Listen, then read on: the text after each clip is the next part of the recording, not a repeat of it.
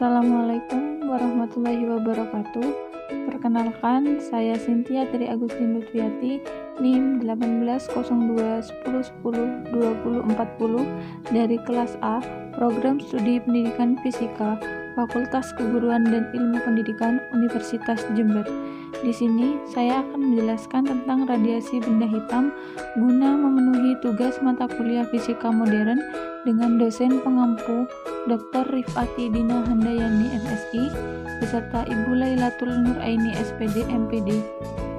Baiklah, pertama saya akan menjelaskan tentang radiasi benda hitam. Apakah Anda pernah memakai pakaian hitam di siang hari pada saat cuaca panas? Jika iya, apa yang Anda rasakan? Apakah ada rasa menyengat yang tubuh Anda rasakan? Tahukah Anda alasannya kenapa saat kita memakai baju berwarna hitam saat cuaca panas, tubuh kita merasakan rasa panas yang menyengat juga? Alasan yang pertama, pasti sangat panas. Mengapa? Karena warna hitam menyerap semua cahaya atau sinar yang jatuh mengenai benda hingga benda tersebut akan menjadi panas. Alasan yang kedua yaitu karena warna hitam itu biasanya menyerap semua cahaya dan tidak memantulkannya kembali. Selanjutnya, pengertian radiasi benda hitam. Radiasi benda hitam adalah sebuah benda yang menyerap semua radiasi yang datang padanya. Jadi, radiasi benda hitam adalah benda yang bukan hanya mampu menyerap, akan tetapi memantulkan radiasi secara baik. Contohnya yaitu matahari, lampu, dan sinar ultraviolet. Radiasi benda hitam ini mempunyai daya serap dan daya pancar yang besarnya 1, karena tidak ada radiasi yang dipantulkan keluar dari benda hitam. Berikut adalah gambar benda hitam.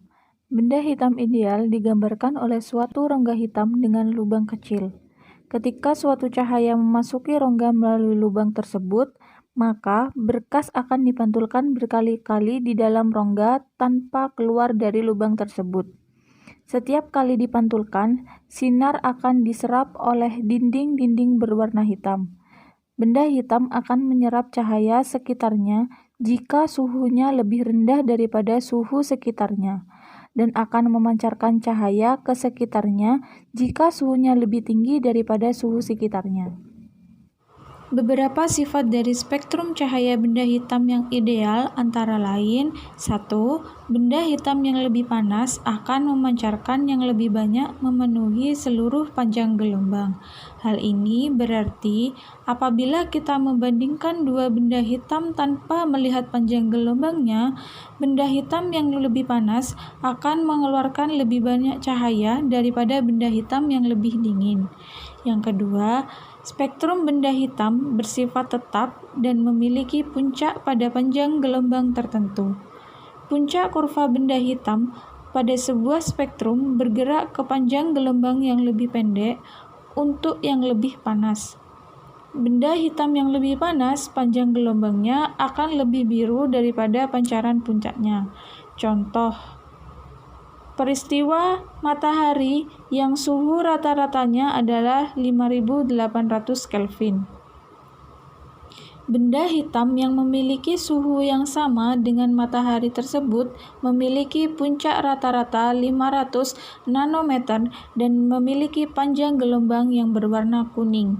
Lalu, benda hitam lainnya yang memiliki suhu yang besarnya 2 kali lipat dari suhu matahari akan memiliki puncak spektrum sekitar 250 nanometer yang mana merupakan bagian dari sinar ultraviolet dari spektrum. Selanjutnya, saya akan menjelaskan tentang hukum Stephen-Boltzmann. Suatu benda akan selalu mengeluarkan radiasi gelombang elektromagnetik. Joseph Stephen dan Louis Boltzmann menemukan bahwa laju radiasi dari benda sebanding dengan luas permukaan benda dan temperatur. Secara matematis, pada persamaan P sama dengan E dikali sigma dikali A dikali T pangkat 4, di mana P adalah laju energi, E adalah emisivitas, sigma A adalah luas permukaan, dan T adalah suhu mutlak. Nilai emisivitas ini berkisar 0 sampai dengan 1, tergantung dengan karakteristik benda tersebut. Benda yang sangat hitam memiliki emisivitas mendekati 1. Sebaliknya, benda yang mengkilap memiliki emisivitas mendekati 0. Kemampuan benda memancarkan energi sama dengan kemampuan benda menyerap energi. Jadi, benda memiliki kemampuan meradiasikan dan menyerap energi yang sangat baik. Sebaliknya, benda yang mengkilap memiliki kemampuan meradiasikan dan menyerap energi sangat rendah. Benda yang memiliki emisivitas sama dengan 1 dikatakan benda hitam sempurna. Radiasi yang dihasilkan oleh benda hitam sempurna ini disebut radiasi benda hitam.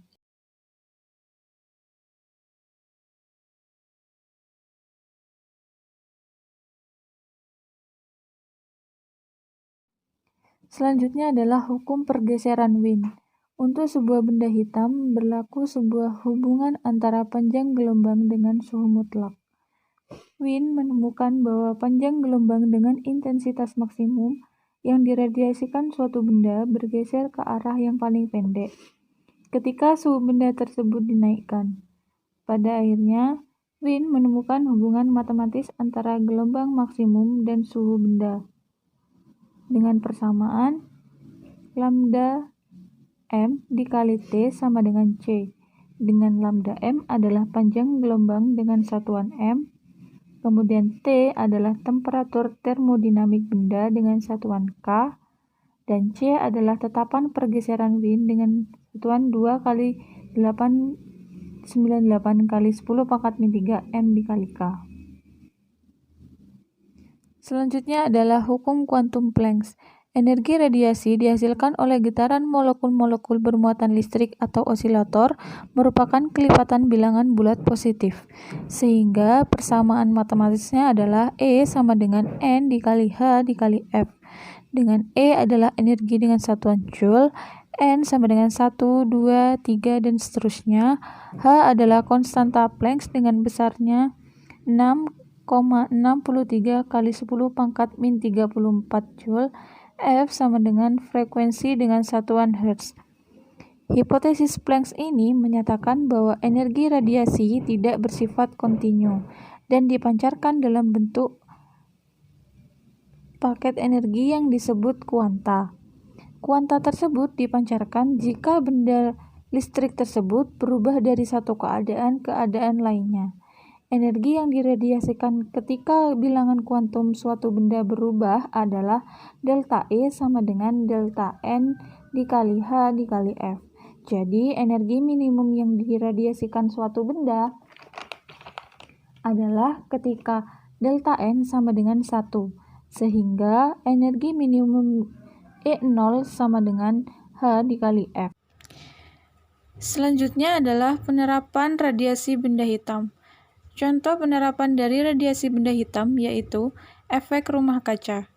Penerapan dari sifat radiasi benda hitam dari efek rumah kaca adalah gejala dari fisika kuantum.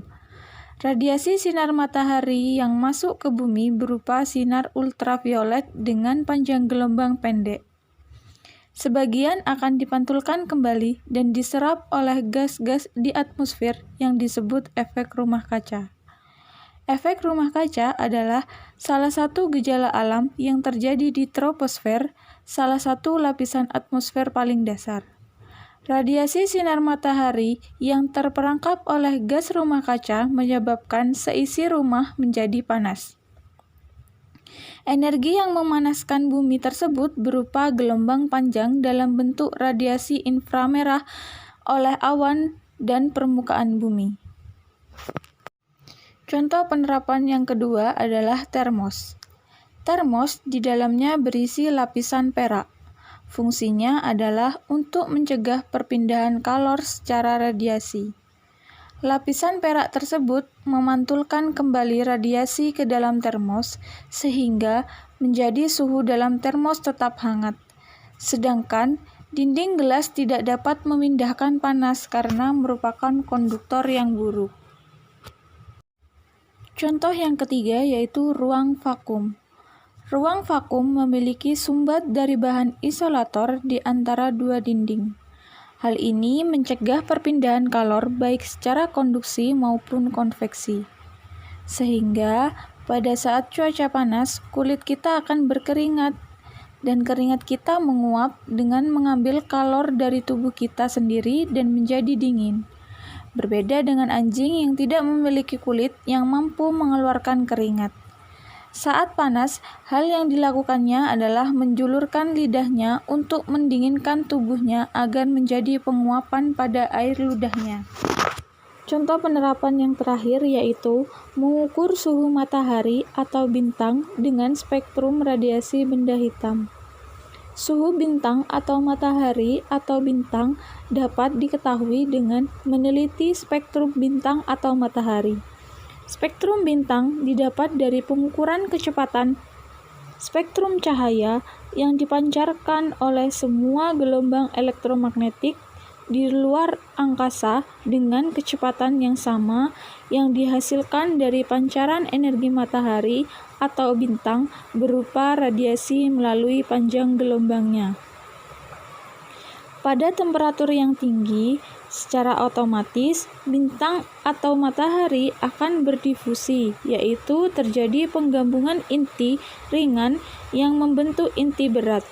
Inti atom hidrogen bergabung membentuk inti helium untuk membangkitkan energi di dalam bintang atau matahari tersebut. Baiklah, di sini saya akan memberikan contoh soal mengenai hukum Stephen Boltzmann. Sebuah benda memiliki permukaan benda hitam dengan suhu 27 derajat Celcius. Berapa besarnya energi yang dipancarkan tiap satuan waktu, tiap satuan luas permukaan benda? Baik, di sini saya akan menjawab pertanyaan dari nomor 1 dimulai dari diketahui bahwa nilai emisivitas benda hitam sempurna sama dengan 1.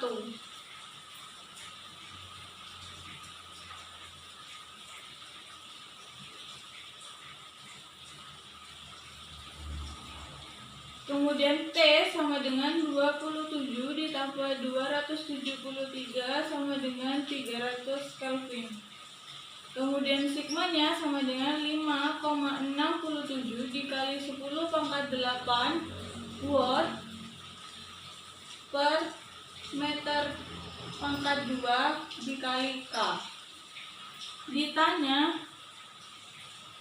besar energi yang dipancarkan. Kemudian jawab.